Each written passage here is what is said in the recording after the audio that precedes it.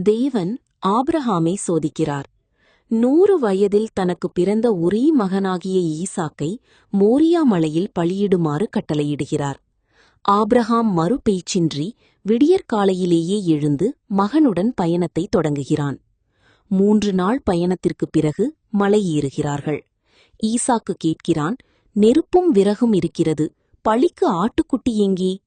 Abraham தன் வழியை காட்டிக்கொள்ளாமல், மகனே, தேவன் தமக்கு தேவையான ஆட்டுக்குட்டியை பார்த்துக் கொள்வார் என்று உறுதியாகச் சொல்கிறான். மலையுச்சியில் பலிபீடம் கட்டி ஈசாக்கை கட்டி அதன் மேல் வைக்கிறான்.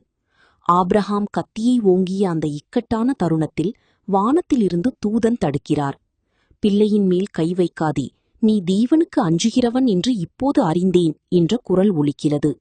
ஆபிரகாம் நிமிர்ந்து பார்க்கும்போது புதரில் சிக்கியிருந்த ஒரு ஆட்டுக்கடாவை காண்கிறான்.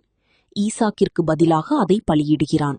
அந்த இடத்திற்கு யெகோவா ஈரி, கர்த்தர் பார்த்துக் கொள்வார் என்று பெயரிடுகிறான். அவனுடைய விசுவாசத்திற்காக அவனது சந்ததி வானத்து நட்சத்திரங்களைப் போல பெருகும் என்று ஆசிர்வதிக்கப்படுகிறான்.